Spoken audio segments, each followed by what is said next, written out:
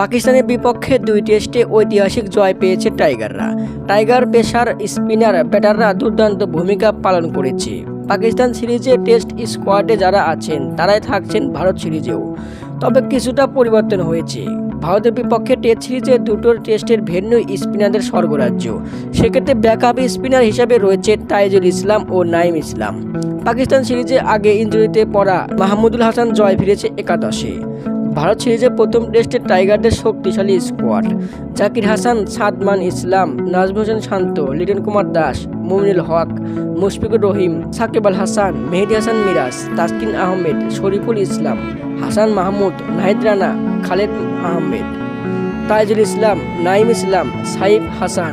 আজ দেশে ফিরেছেন বিসিবি প্রধান ফারুক আহমেদ। ভারতের বিপক্ষে সিরিজ জিততে মুখিয়ে আছেন টাইগাররা।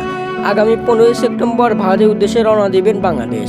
19 সেপ্টেম্বর চেন্নাইয়ে ভারতের বিপক্ষে প্রথম টেস্টে মুখোমুখি হবেন বাংলাদেশ। প্রথম টেস্টে জিতবে কে? বিডি নিউজ, হৃদয় হাসান।